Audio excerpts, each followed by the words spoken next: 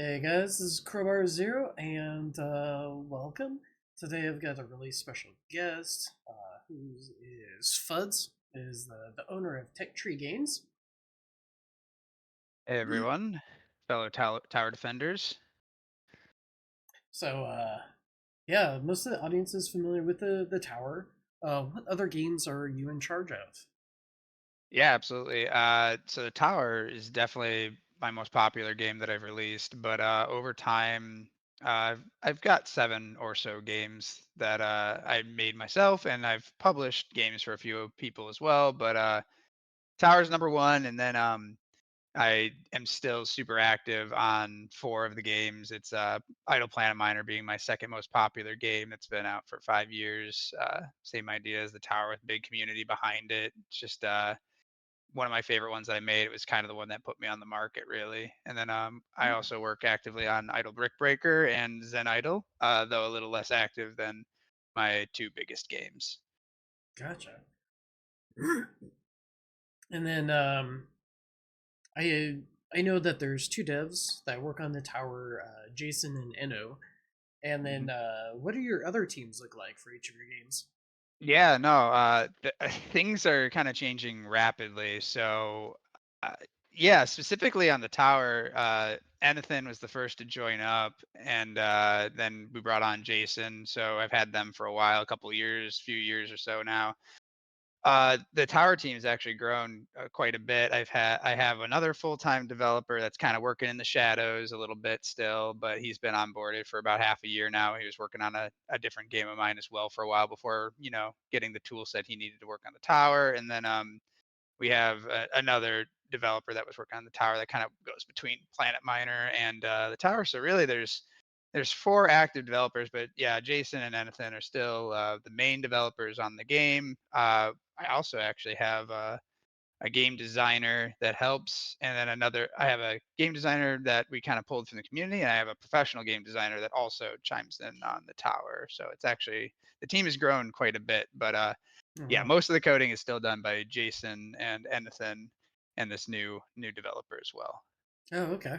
Yeah, that's actually a lot more than I was expecting. It's been a recent change. Yeah, no, it's all happened in the past 6 to 8 months. So it's yeah, a lot of times when I put someone on a team as well, until they have a little bit more ownership of the game, they tend to stay kind of hidden and make sure things are going to work out. And on top of that, some of them don't really want to be known. They don't want to have to like engage with the community yet because they're just working on the game. So Okay, yeah, that's fair. yeah.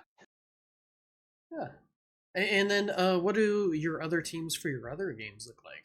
Oh yeah. So right now, Idle Planet Miner is my next most actively developed game.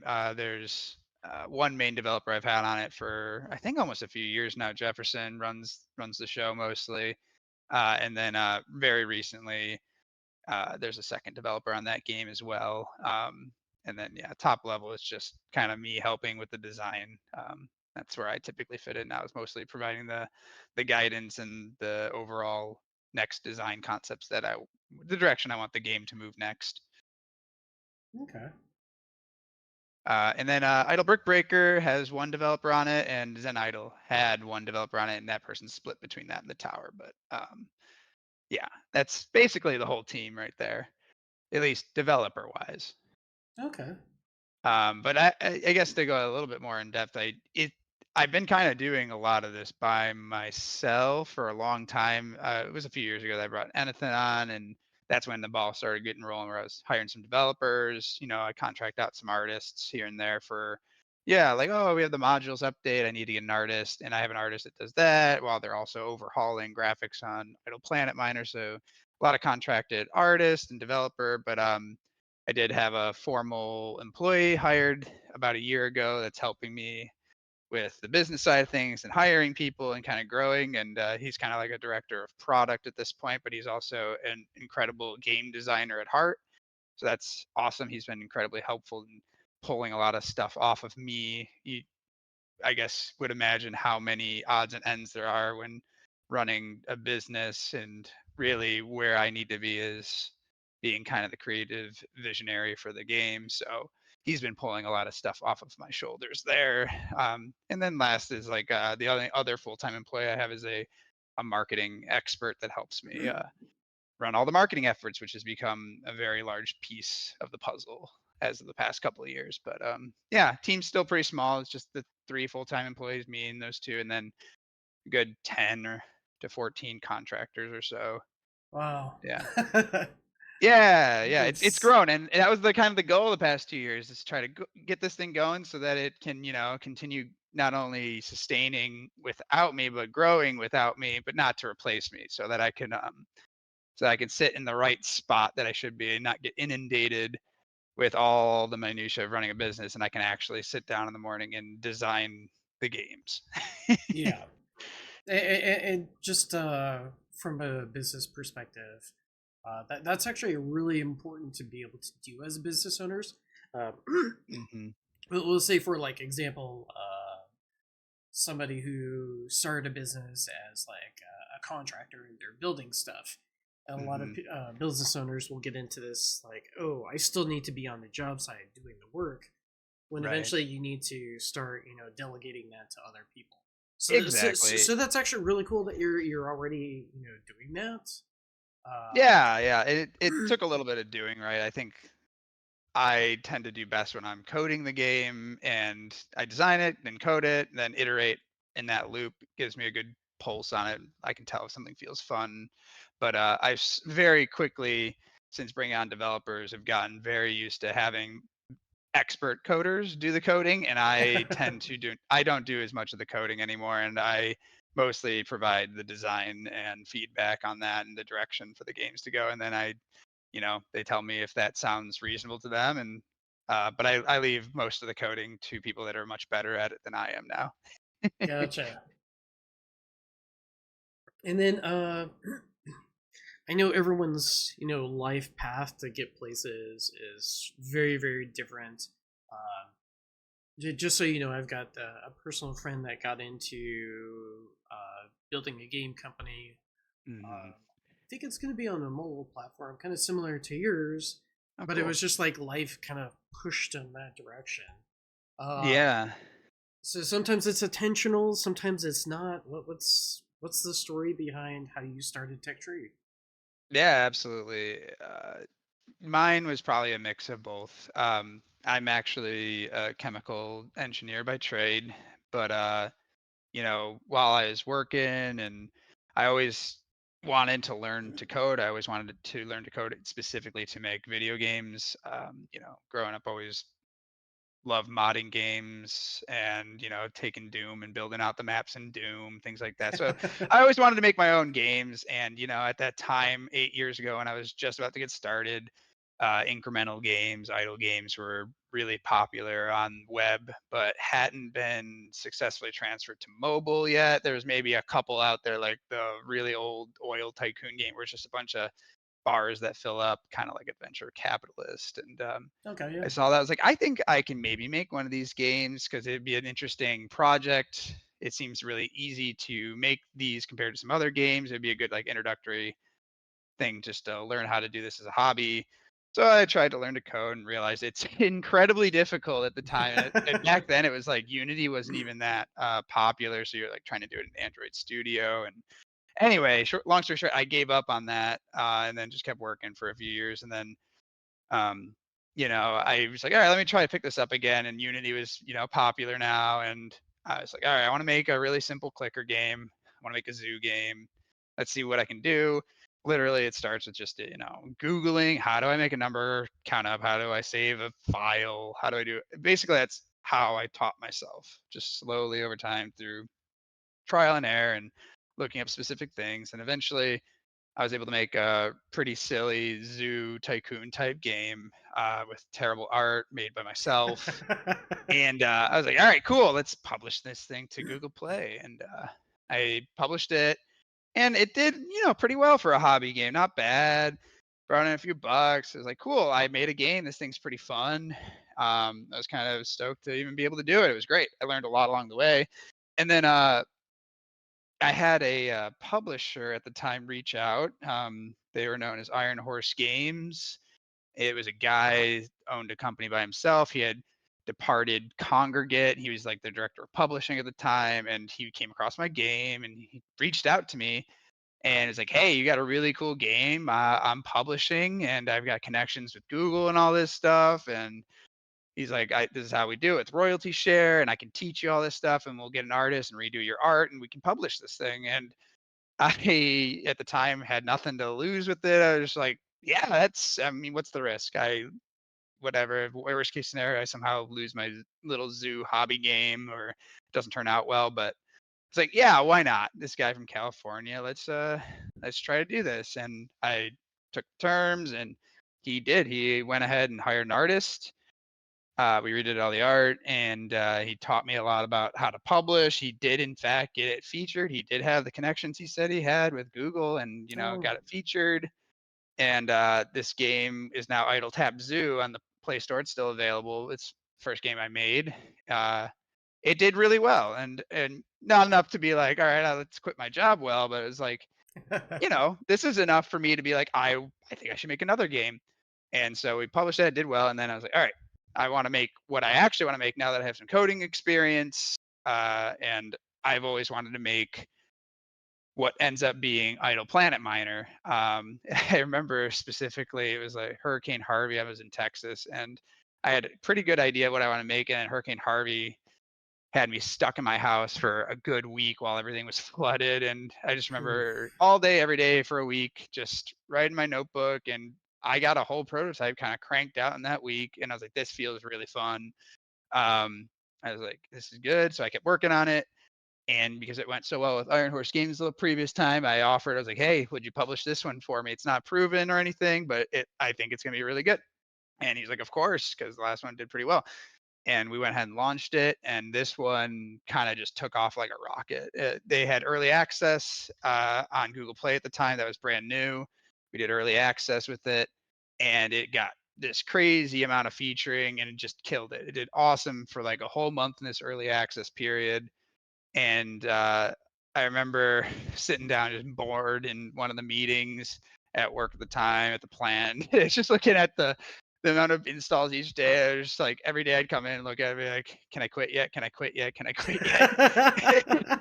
And yeah, no, it absolutely destroyed it. And I was like, okay, I'm fairly confident that I can keep doing this. And if I have enough time and devotion to it more than I have now, I can only imagine how much better I could do with all of this.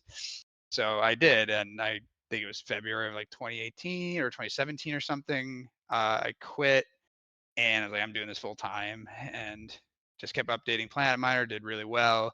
Made Zen Idol. That one ended up getting published by Congregate, and they just took that thing to the moon as well. And the big thing was I learned a lot from them though, working with a big publisher. And then from there, I used all the learnings I had now business savvy wise and code wise. Like, all right, I got all the pieces I need to make some really good games. So I made Idle Brick Breaker, self published it myself. That thing did great. Meanwhile, all the other games ended up coming back to my full ownership. So now all of a sudden they're all back in house. And then I Oh. started working on the tower.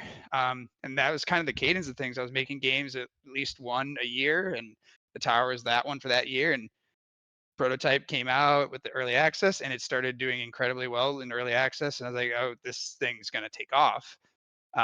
So all my effort slowly got put on the tower. I was like, all right, I'm going to keep working on this. And it wasn't like an instant thing. Like I knew it was going to be big because it was doing better than some of the other games, but man, that thing just took off in early access enough to be like, all right, now I can start marketing it. And that's when, I was starting to think of getting it. That's when I hired a developer to work on Brick Breaker because I was like, all right, I need to have full attention to the tower right now. So I actually hired Anything at the time and Oh, put okay. him on Brick Breaker. And he was helping run that game while I was doing the tower only. And then, that's how it all ended up being slowly but surely everyone's working on the tower just because it did so incredibly well. Um, but yeah, that's basically how we got here now. And yeah, I guess I'd say it was pretty fluid. I always wanted it to be a formal business. Like I wanted to run the business. I like running a business. I like making the games. I like the analytics. I like the marketing. I like every piece of what I do. So like ideally, I was hoping for what I have now, but I certainly wasn't expecting it, I guess is what I'd say. I was not expecting it to be something I could actually do my entire life and career on, right? Initially when you were like looking at colleges, I was like, Yeah. it's between chemical engineering and game development, and the rational, realistic me chose chemical engineering, which I don't regret, by the way. Yeah. Um, because I ended up coming full circle anyway back to this. So yeah. So I guess it was fairly fluid, but also I was very intentional about trying to move it that direction. Okay. Okay. I get that some of that. Yeah. So sorry for the long-winded No, no, answer, no, but no, no, no. It's it's great. it still amazes me. So it's fun to talk about. Everyone's life is just sometimes it goes that way. I know hmm with my buddy with his where his life is going, like he just went through a bunch of really rough spots, and hmm then all the people that he knew were just like, hey, you need to build this thing on your own, and it's just got funneled into, got the funding, and things Yeah, are no, things are going. that's that's a lot to be doing it while you're also, maybe having to work a full-time job and also have all the other responsibilities. I find people that are really creative and innovative, sometimes they get trapped for a while because they just don't have excess time to Yeah, spend on something that they're really passionate about. And the moment I see those people being able to take that step back and have the time to evaluate what they want to devote their excess energy to, and yeah. then once that thing starts going, it's like you can just feed it and it usually turns into something pretty amazing. So we how did you end up finding or hiring all the devs for each game? Yeah, it was pretty informal. Let's see. The first developer that I brought on was Anathan, the guy that's definitely my lead developer on the tower at the moment. And I met him because at the time when I had Brick Breaker out, I was doing really well with all those games. I actually was becoming a publisher. I had published a couple people's games at the time, and he had reached out to me. He had a church tycoon game, and I Oh, was a tycoon and idle game person. So he reached out to me, and I ended up publishing his game, Church Tycoon. It was really polished. It was very similar to Idle Miner Tycoon, but with the satirical church spin on it. okay. And it did really well actually for a while, but given that it was satirical, that means that it was really easy to market for a little bit because people are like, "Oh, I got to try this game." So it worked really well for a while, but I think the depth of what you can do with a Church Tycoon game doesn't quite get it to the tower's height. But Yeah, it went pretty well, and then eventually, it just kind of fizzled out like most games. And after it was like getting down pretty low and not doing as much, I basically was like, "You're an awesome developer. Would you consider helping me with Idle Brick Breaker? I need to focus on the tower." So I brought him on, and he was kind of in charge of my other game. And from there, I realized I was like, "This is nice. It's really good to have some extra help. It's nice to have people that are better coders than myself." Um, so from there, I did it the a little bit weird way of posting in Discords because I had awesome communities and wanted someone that was kind of a jack of all trades. You can find coders, but having to explain to them the reason behind design and what would make an idle game fun, I thought that would be the harder challenge than teaching yeah. someone to code. So I actually made some posts on my communities in the discords, figuring I have plenty of nerdy people that love to code and love these games. Someone might bite, and I did. And I found Jefferson, who jumped on Planet Miner from Discord. He's absolutely brilliant, and he's been great. And then, I think I made another post and brought on Jason. At that point, I had already moved Ethan over to the tower, and then Jason was on the tower, and I was actively on the tower coding still. So it was the three of us. Um, yeah, and then from there, it just kind of grew. Is like someone recommended the person I got for Brick Breaker, so I hired her, and then, uh, yeah, and then kind of this past year was when I started thinking about the actual more formal expansion of the company because it was just getting too hard for me to free up enough time to get deep divey on the games. I just had so much I had to do. Marketing was taking up 70% of the time alone, and there's Ooh, a lot of back end business stuff that you have yeah. to work on. So I ended up hiring, like I said, I hired somebody that had worked at Exploding Kittens as a lead designer, and he was a really good project manager, and he's doing great and helping me expand the team. So Yes. Yeah, and I've been there. Like marketing is it's it's a intense. monster, and it only Yeah. gets more and more, and it's so important on mobile. I think it was like when I had Planet Miner, I said, "Oh, I got featured and did all this stuff." No marketing. You didn't need to do any of it back then. It was great. But yeah, the past 3 years or so, it's gotten more and more important to do that, and required, not important. It's required in order to get your game out there. Yeah. And also, things have changed. It used to be like, oh, cool, I'll make a zoo game. It'll do well, then it'll die. And then I'm like, Planet Miner, it'll do well, and then it'll die. Uh, Nowadays, it's like these games run kind of like factories, a lot of upkeep, and you just continue marketing, and they actually keep growing. Towers got the most players and is doing better than it ever has. 3 years into its lifespan now, and Planet Miner too. That kind of went down to a pretty low number for a while, and then we regrew it. It's doing better than it ever has as well. So that's Oh, kind of nice, and that's where marketing comes in. Is if I can market it successfully, and then it keeps doing well, now I can hire people to keep doing live ops on it, keep adding new content to these games, and it's a much better. It feels a lot nicer to be able to work on the same game for a really long time instead of having to come up with a bunch of new games over and over. As yeah. much as I like working on new games and prototypes, it's awesome to see that you can just grow these games over time, even ones like Planet Miner that are 5 years old and it's doing better than it ever has now, just with live ops efforts and marketing. So Nice. And then, what is Eno and Jason generally in charge of? I know you kind of mentioned that Eno is kind of like the head developer. yeah. Yeah, so the couple of them, there's no super defined tasks. I'd say, Anathan is a really well-rounded developer with really good design principles and makes really clean mechanics, and he's very artistically inclined too, so he can kind of make a full complete thing uh slowly over time no matter what. And then Jason is definitely a systems designer. He loves making the new systems and mechanics. Cares more about like how systems interact with each other and what makes them fun. So they're a really good combo together. Okay. Um, but in general, I'd say each update is different, but we do pretty good at delegating. Like, for instance, while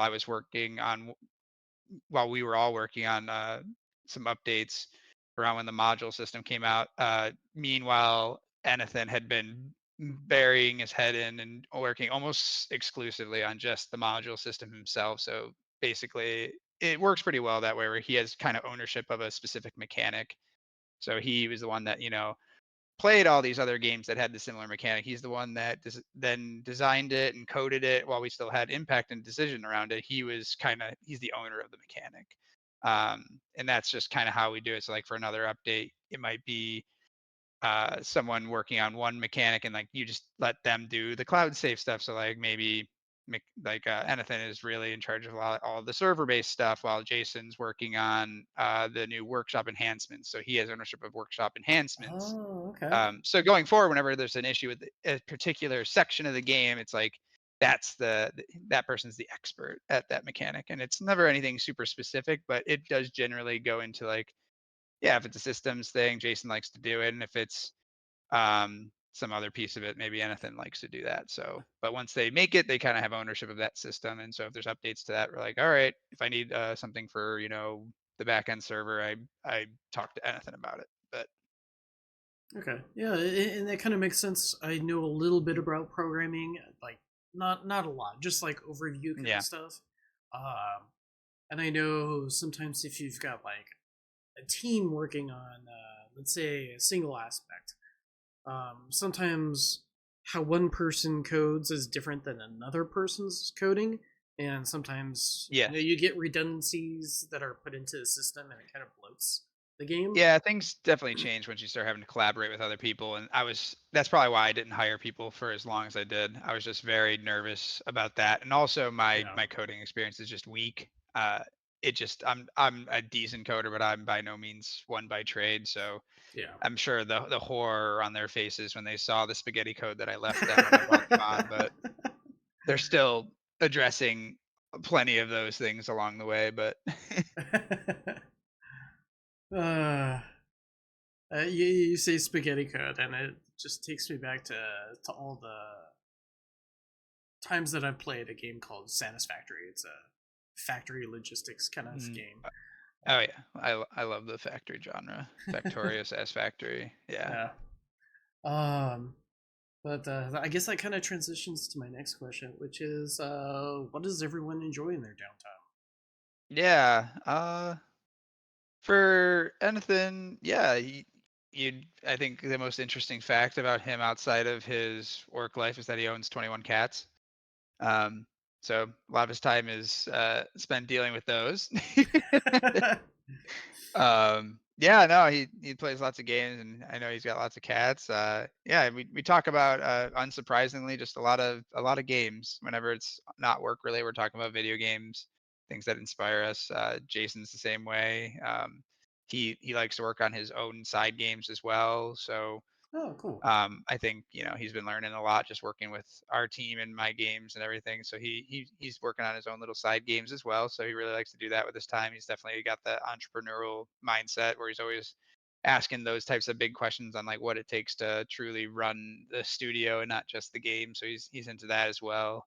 Um, yeah, and then I guess for myself, it's yeah. I mean, unsurprisingly, it's a lot of video games. I always just always loved video games, and I've loved studying them, and I like the mechanics and seeing what the designer intended. And yeah, no, it's definitely mostly that. I basically live and breathe what I do. I like making the games. I like the business side of it. I don't treat what I do as work, although I take it really seriously. It's not taxing to me because if I'm tired of coding, I just move to a design section of the business, and if I don't have the creative juices flowing for design, I'll jump over to look at some analytics or trying to make decisions around that, or maybe move to marketing, or maybe I'll talk with the team and see how everything's going and see what else where I can be helpful. And honestly, yeah, my work is kind of also my hobby, so I spend definitely 80% of my time on this stuff, and if I'm not doing that, I'm probably playing a video game and just trying out other games. Maybe a little bit of rock climbing and stuff there, but Oh, yeah. nice. Besides that, it's pretty exclusively this.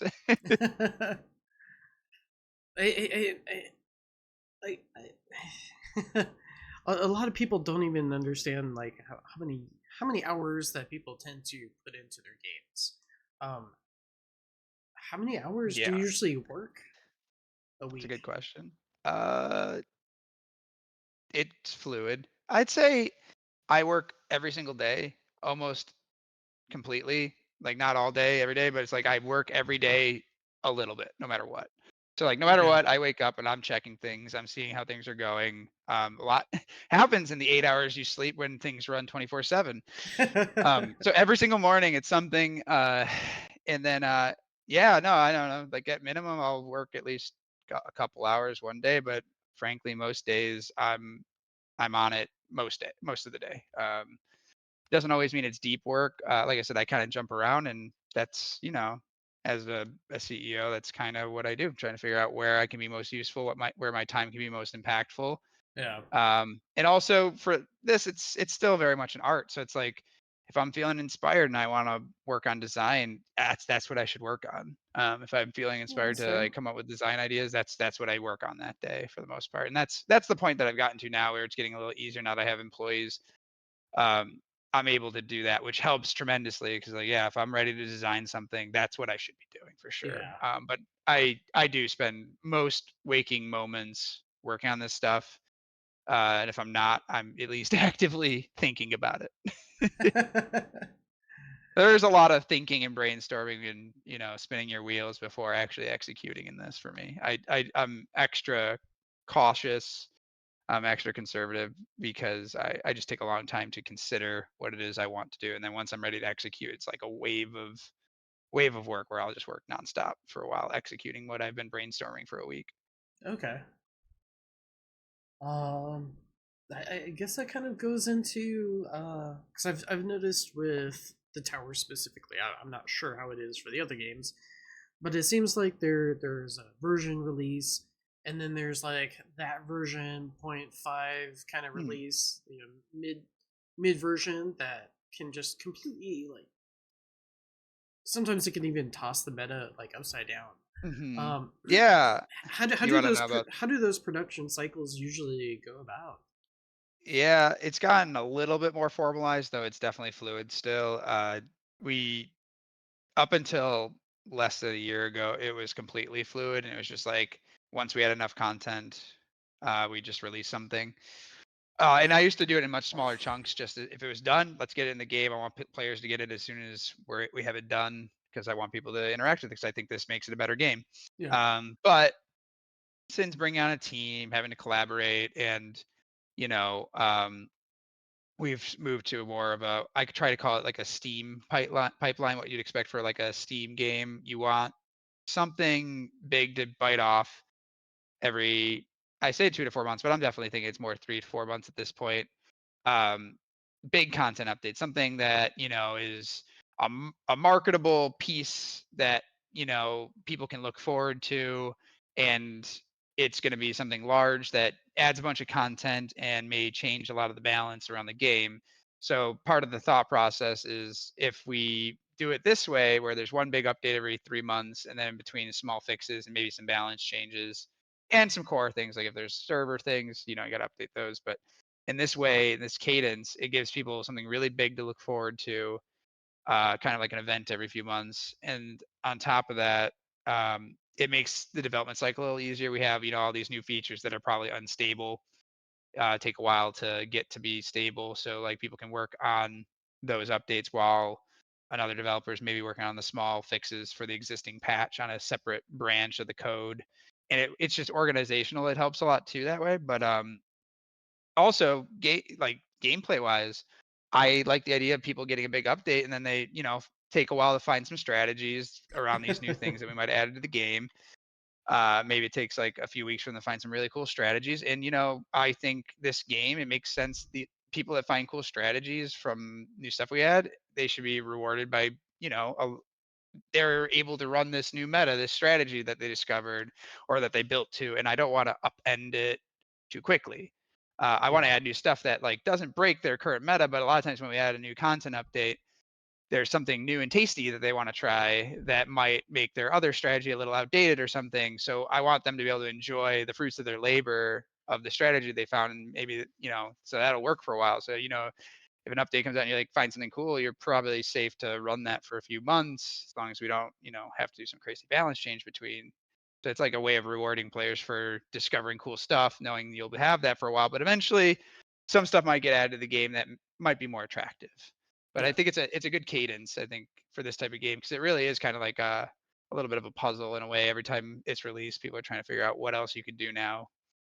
Yeah, and that's one. I guess this is just me speaking to the audience in general. Is if uh, if you do select something and you're like, oh man, for this version, I got this one tool like uh, we'll say like poison swamp. Yeah. Maybe like this is not in a good place right now, but a lot of times you don't know if it's like is it going to be the next version or the version after that. But now that tool becomes like a huge meta as far as like the things that you need. So yeah, that's kind of fun. Just something I had on the top of my head while we were talking. Yeah, no. One of the most fun parts of it is there's so many mechanics in the game that if we find something, there's so many mechanics in the game, and there's also a lot of different phases of the game. People are at a lot of different spots Yeah, within the game.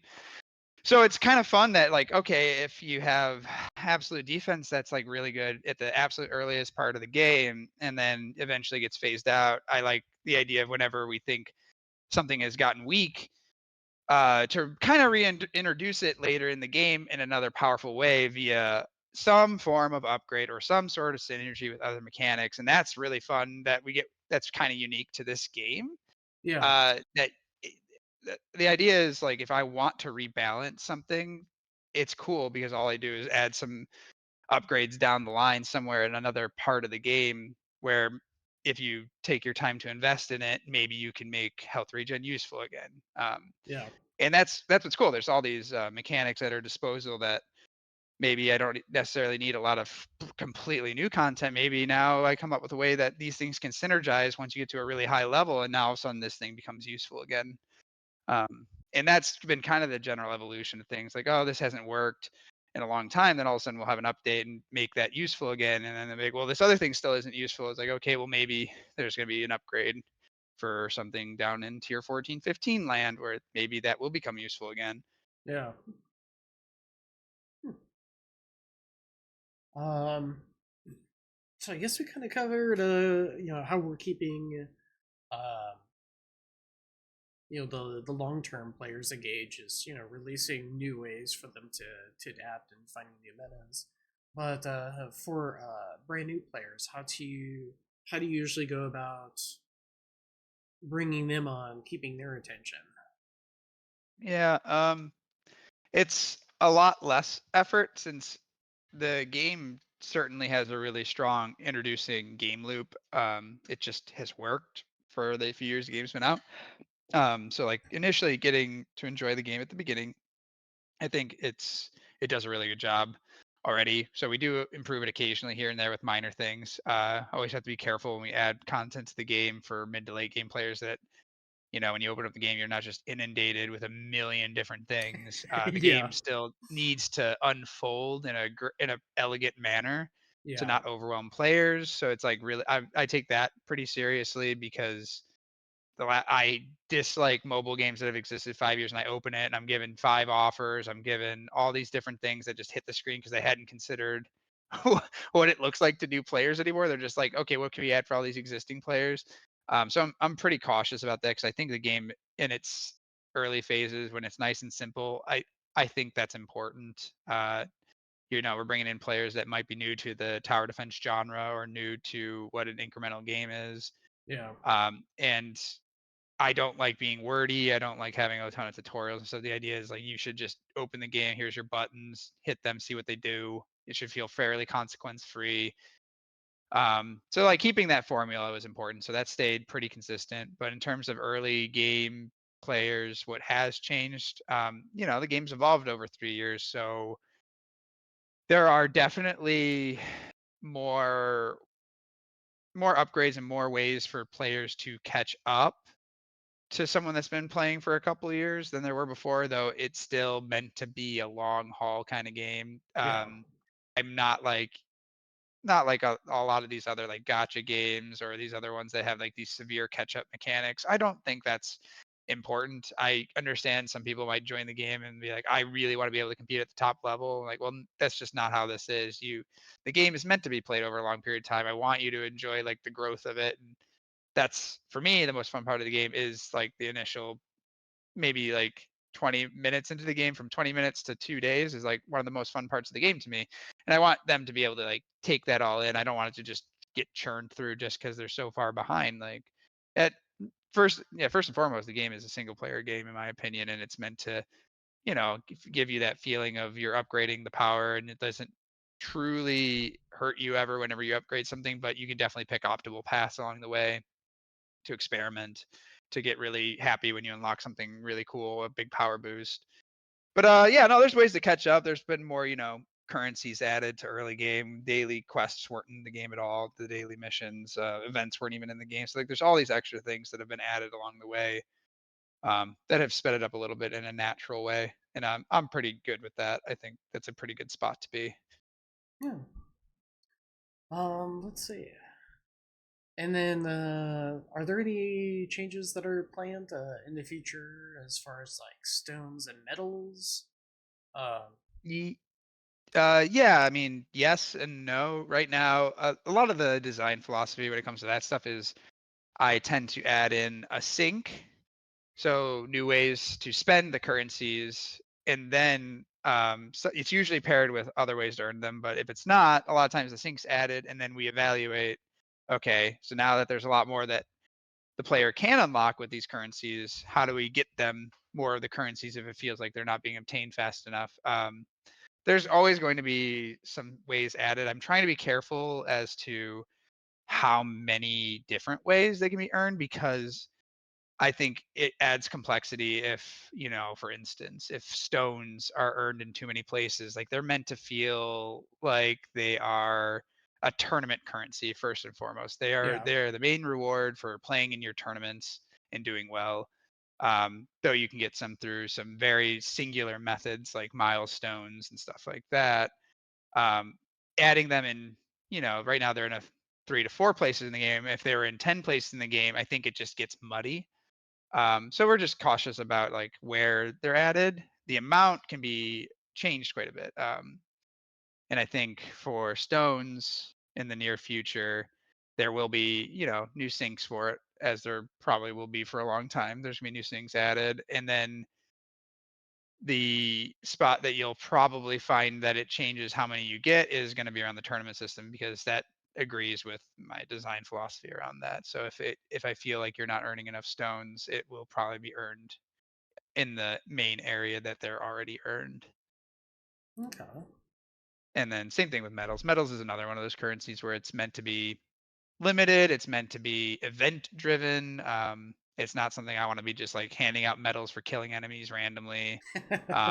Yeah, it muddies it, right? Like the currencies are meant to Yeah. be in like their specific homes, and maybe they leave their homes to walk around the neighborhood occasionally, but um, you know where to find metals and you know where to find stones. Yeah.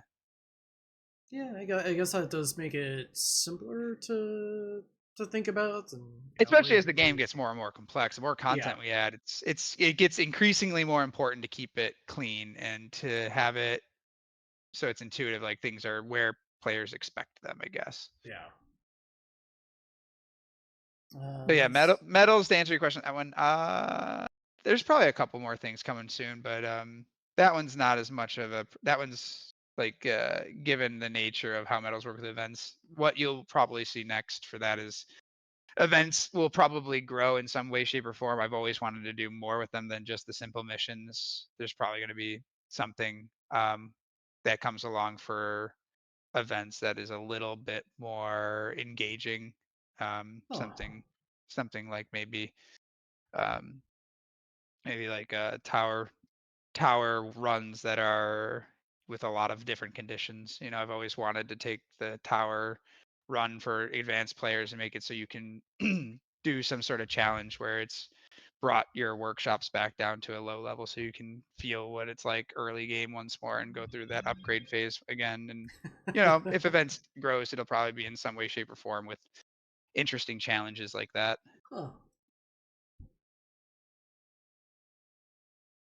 Yeah, that's kind of interesting. I'm thinking about that, but yeah, that would definitely be something that would require a lot of sit down and very carefully plan. So Correct. yeah, Yes. That's why I say it may come in some shape or form like that. yeah. But yeah, um, no, I don't have any immediate ideas for injecting metals. Those stones will get some form of change pretty soon when we do some tournament changes. okay. Let's see. Let's see. I'm just looking through. Um, what's this? Oh yeah. I know that there's been some players that have complained about some of the RNG factor of obtaining modules. Are there any plans? So, let's say, for an example, somebody's on the extreme end of they've already earned enough modules where they're now working on, they've already 5 starred Ancestral 1, but they've only Yeah. gotten like 1 or 2 copies of another module. Is there any plans on being able to make it easier for players to kind of even out that RNG and actually gun for that one that they're really lacking? E- yes and no. The module system, I understand the love and dislike for RNG at the same time. That area is definitely meant to be mostly RNG driven, but in tower fashion, I really like if there's RNG elements, that our solution to improving that is through upgrades, basically ways for you to hedge your bet on RNG elements like the perk system. Started with the perk system and it didn't have any other things really going for it. And eventually we added in ways to ban perks, because that element No. became, it is very RNG, but your reward for progressing further in the game is you can unlock if you choose to invest in the upgrades, unlock the ability to ban different perks.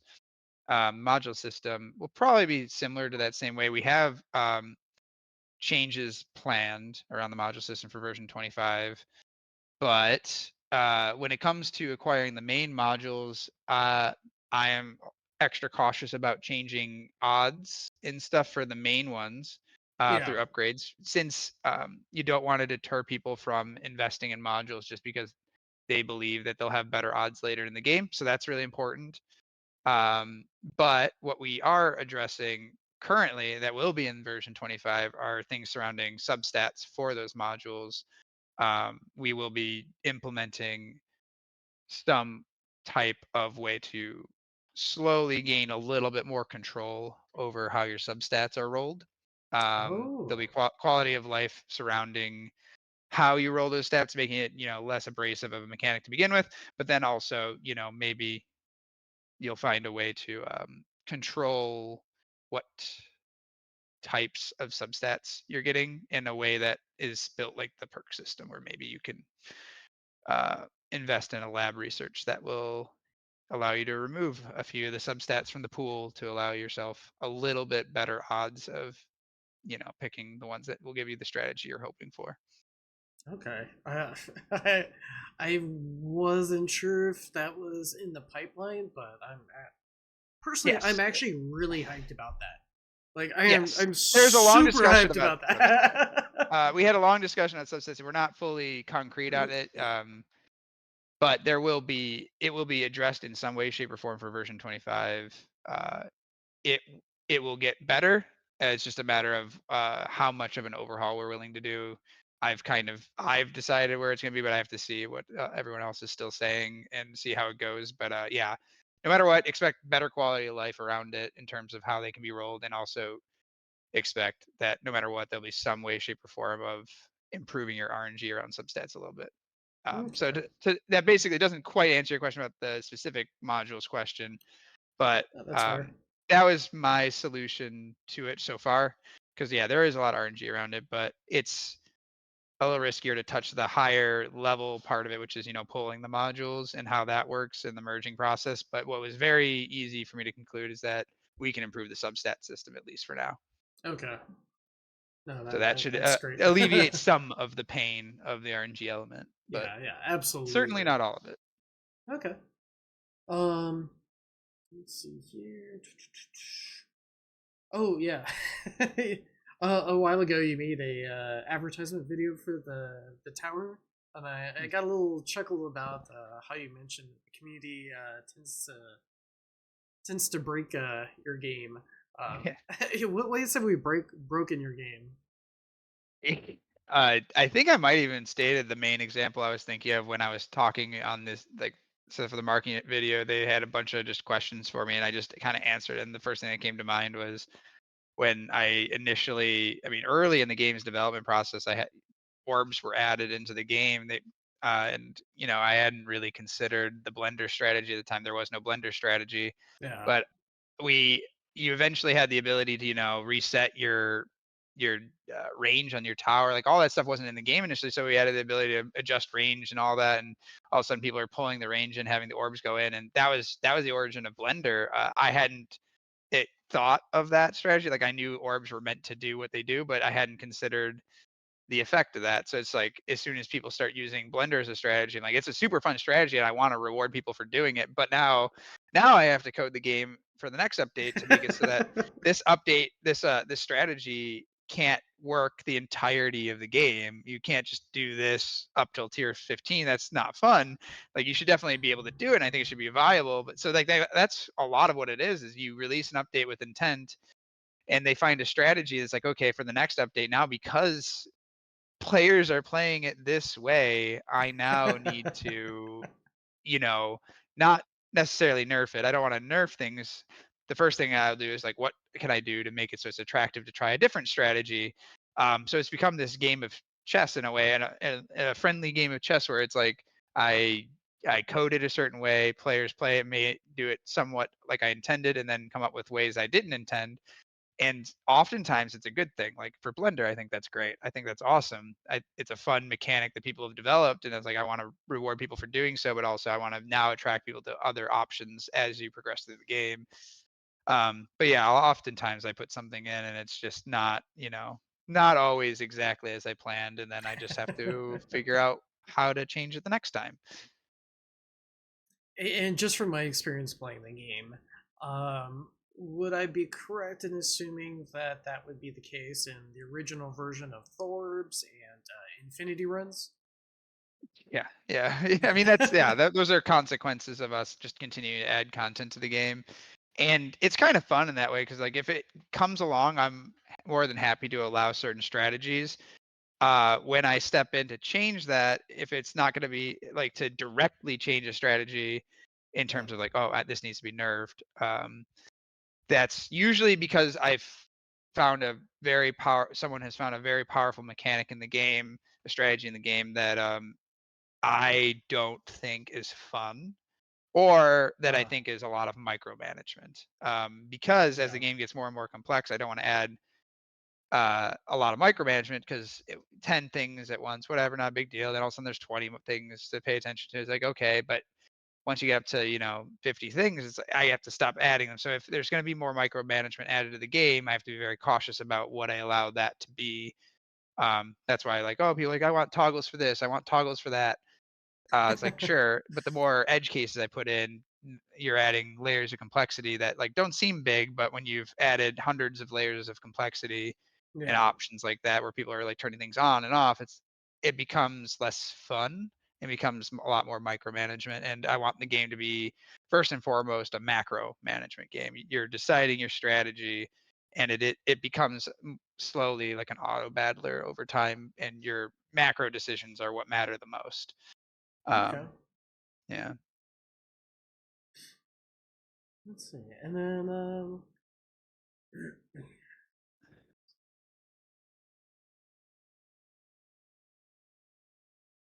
oh yeah, my next question was going to be just over time.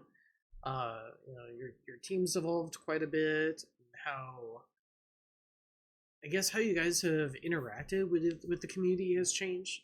Like now we have a wish list. Mhm. We used to not have that, and I think like even before then, the only way that we could kind of voice our opinion if we just randomly just happen to catch you or Mhm. somebody else in Discord, but then people started to add like little things at the end of their name to try to promote something to be looked at.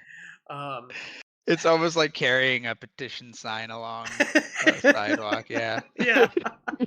Now that Yeah, trust me, you, I see 'em. um, yeah. Uh, How did everything progress as far as like adding the wish list? And I've noticed like a lot of the things that people wanted to start seeing mhm. started appearing in like substats and other Yeah, things no, it's throughout the it's games. come in a lot of different, forms, I guess, along the way. Since Planet Miner came out, we've had communities on Discord. Someone creates it. I don't even create the Discord, and then it kind of takes off. And from there, it became a really important part of all of my games, having a community Discord. We've always had some form of wish list and bug list, though how formal it is definitely evolved over time. Yeah, And initially, when it was just myself working on all the games, I would read every wish list of every game all the time. I'd be up to date on them all the time. Slowly over time, I got inundated with just like all the small pieces of the business, and things got harder and harder to read all of them. On top of which, these Discord communities grew enormously. yeah, They're huge now. Back then, it was just a very small group of passionate people from the game, maybe 5,000 people. But now you've just got tens of thousands on each one, and there's just so many players. There's so much information on there, and you certainly can't get all the information you need from the different main channels. People just chatting. There's only so much you can keep up with all that. I think we were looking at it, and it's just like the amount of messages in a day, it's absurd. But yeah, so the wish list evolved a little bit, and eventually I got to a point where I couldn't use it as easily just because there was so much happening. And then we've come back full circle, I think, because it's a little bit better organized, and also now I brought on more people and we have more bandwidth. We have designers, like I said, there's a couple game designers that help on the tower now, and they help peruse these wish lists, these bug lists, tickets from the support team, and they also, because I have a designer that helps from the community, they have a good pulse on what player sentiment is, at least in the Discord, which are more engaged users. Again, that doesn't represent everyone by any means, but they have a kind of a better pulse on that and help relay a lot of the more important details. Mhm. Uh, Again, not that I don't read them, but now I have people that can help relay all this information. But yeah, no, I think Reddit too. I check both Discord and Reddit for the tower. Almost, not almost, definitely every single day. So if something is important enough, it'll rise to the top. And a lot, we built it in the way where it's, yeah, the wish list. The most important ones will get the most comments, and those are the ones that become a priority. Yeah, that makes And if they fit sense. in my Sorry. design philosophy for the game as well, of course. I don't if you start designing a game around wish lists exclusively, I can only imagine how messy the game becomes eventually, but there's some really good ideas in there, and you have to, be able to pick and choose, and also take those ideas and be like, "Okay, this is a good idea, but maybe I need to do this with it in order for it to accomplish the same thing that the player was hoping." Yeah. And that's your job as a designer, is to take the right amount of feedback and to adapt that feedback into something that will fit your design. But it's incredibly helpful. Without the communities, it would be really, really difficult um, to have a really good understanding of truly how they play this game. Because, like I said, you release it and it ends up being always different than you expect. And if it wasn't for people being verbal, there's only so much little bits of analytics can tell you. But yeah, it just kind of brought into perspective also why people usually there's rules like, hey, don't DM the the devs. Like, here's this Yeah, formal system that you should go through so that yeah, we can it read it. I still like leaving it so people still can, directly message me, and I leave it that way on purpose, in case there's an issue, because there has been enough times, even recently it happens, and, like, I get a message that, a tournament's not working. I wanna know that immediately, or, like, the event's not rolling over to the new missions, like, that's when I get a direct message, and I leave it open for that reason. So, yeah, I try to tell people not to abuse it because I like having that alert system. Okay. It's a Yeah, but yeah, no, if everybody had free reign on messaging me, I'd be doomed to never be able to see anything. Yeah. Well, I would almost like just advise people don't even like directly message you about that, but actually submit tickets. Yep, no, that's why it's been so much Yeah. better. Like I said, the structure around the community has been great. All the moderators and moderators hiring moderators. It's ridiculous. I don't even have any like hand in the pot of how those moderators are picked. Really, it's just amazing how it just runs itself and stays, relatively well policed. It's just, I don't know. It's a whole nother thing. If I had to spend all my time on it, I would never have time to make the game. Yeah. But it is hugely important. The community around it is a big deal. The game engagement around it, and like I said, just having the feedback there, and it makes it way more fun too. Getting to see people engage with your game, how they engage with the game, and what they want. Hearing what people want is such a easy solution to helping guide your design. Like, oh, you want this, then I'll consider doing that. That's as easy as that. Um, I guess speaking about other things, you kind of covered the substat, which funny enough, that was actually I didn't even plan on talking about that, but that was one of my personal like. Please, I hope this improves over time. Um, Hmm.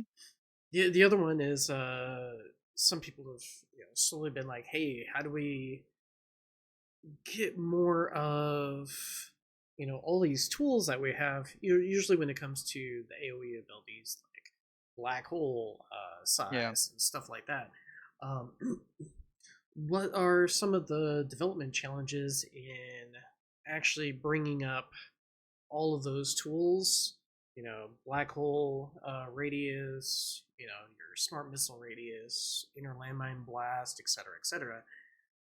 What are the challenges in bringing all of those up to scale with your tower's range, or is that not something that is planned. If that makes sense. I Yeah, no, I understand. Yeah, tower range has been a weird one since pretty early on because yeah. it's one of the first upgrades you get in the game, and it is initially very helpful. And it's initially a pretty important stat for a very little bit of time. And then, as we added all these things to the game, there's a lot of consequences to increasing your tower range. So while we got to a pretty good point for a little bit, as you increase tower range, we found other ways to be like, okay, as tower range increases, you're also given all these other bonuses. You're given eventually to alleviate some of the pain of like the bullet travel. We added in the light speed bullets that Yeah. make it so that it's a lot less consequential to have all this range. And then we added in how ranged enemies work. We changed how, if you have a larger tower range, you're going to be at a slight advantage against them now over time. But there's still a lot to be done around that because now you're talking about the radius of black hole and how that interacts with the space around it. I don't have a super clear answer for it, but I do know it's being looked at the moment. And my solution to these types of problems again is typically creating some sort of investment you can make in an upgrade that will maybe hedge your bet on how well tower range will work or make it more attractive to have a larger range again. Um, Hmm. but it is a kinda complicated one. That was one of those things that's Yeah. like, initially, I stayed away from it actually a little bit because like, the larger the tower range got, it became, if you asked me almost 2 years ago, the larger the range got, the game got to a point where it struggled because there'd be so many projectiles on screen, so I actually wanted to make it not Oh. very attractive to keep growing it.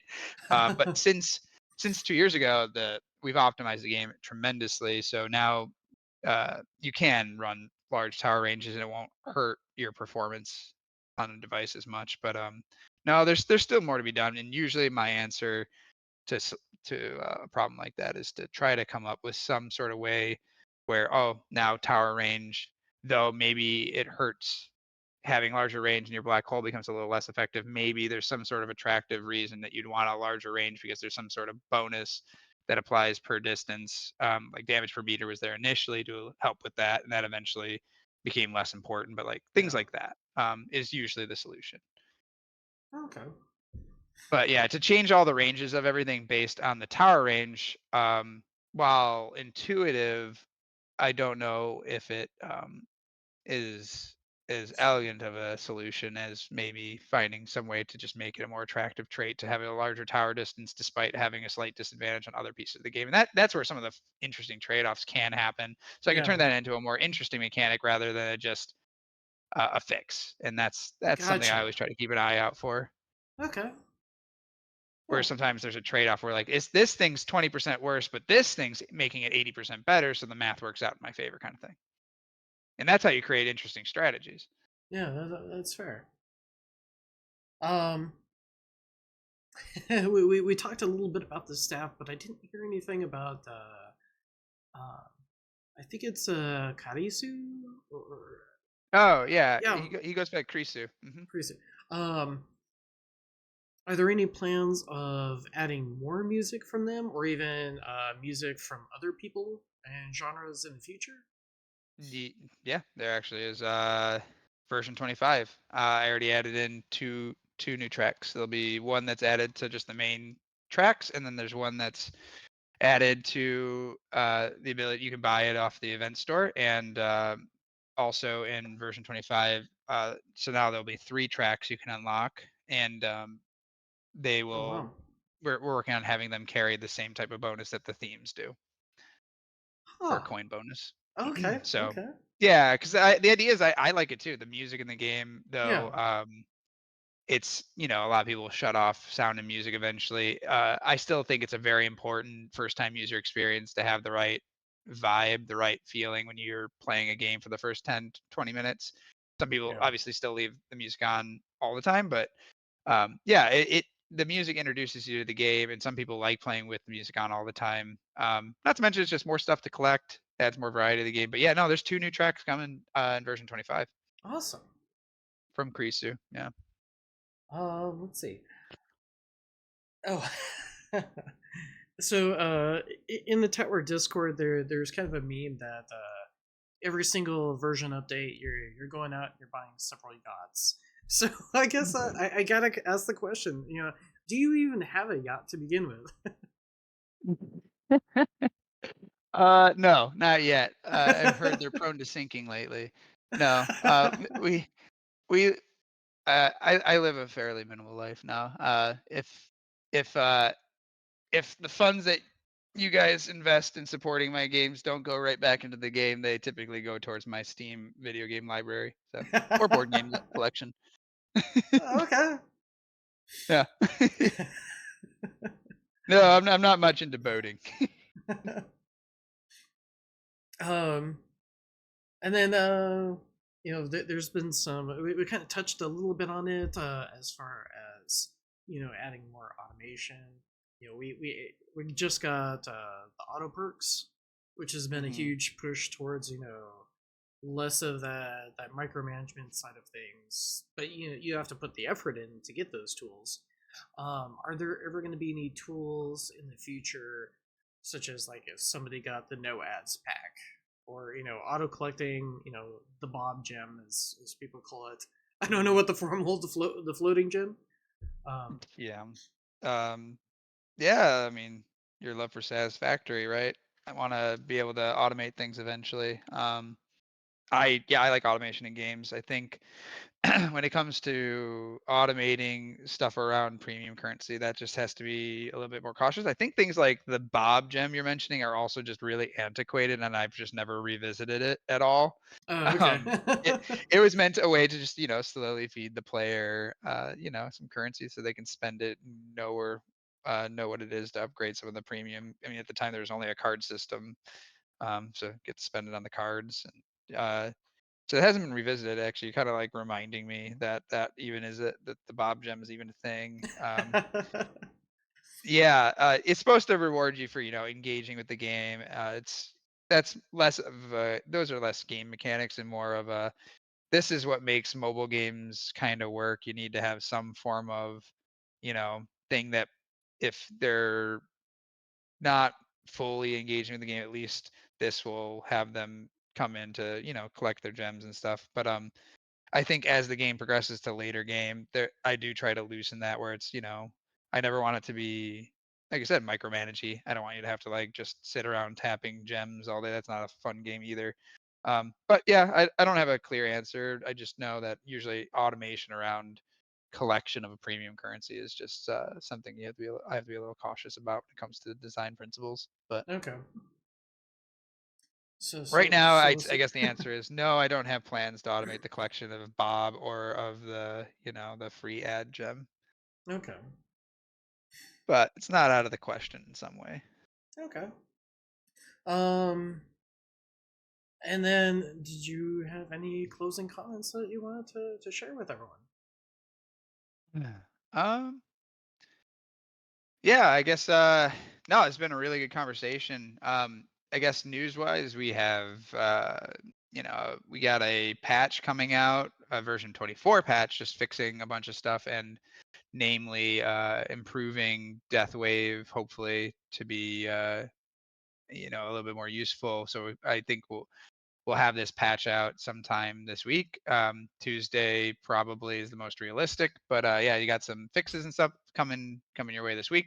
And then yeah, we're still actively working on version 25, which will have a slew of more content, and we're still trying to have that done by end of next month, but never really know. Yeah. Um, but yeah, other than that, it's no, it's been a really good conversation. I love talking about these things all the time. I feel like every time I do, it gets my brain kind of thinking about what I want to work on next. But yeah, Yeah. no, you brought up a couple things that I hadn't really considered in a bit, and no, I'm always happy to, if I have a good idea of what's happening, I do like to share. I like to share information, and I wish I could share more information. I've learned to not share over specifics because Yeah. there's been so many times where I think something's gonna go in the game and then it doesn't. Yeah. At least it might not Absolutely. go in now and then it goes in later. That happens too. But Or you even have like an intent to do one thing, and you realize that that intent is actually like Oh yeah, all the time. it's totally broken and it's a bad idea. No, yeah, So, all the time. yeah, That's why I'm ultra conservative. I think I have a pretty good success rate of what I add in typically eventually stays in the game. We don't do a lot of putting something in and then completely removing it. yeah. Thank goodness. All right. Well, thank you again for joining me. Like it's been great. Yeah. Like I learned a bunch of stuff that I wasn't even expecting, or things recovered that I wasn't expecting. So it's really awesome. Mm. Hopefully everyone Yeah. else finds it just as enjoyable who's watching this after this. And yeah, thank you again. Yeah, no problem. Like I said, love talking about it. Have me back on sometime. Will do. All right, I will catch you later. And thank you for everyone for tuning in. Yep. All right. Take care, everyone. And bye.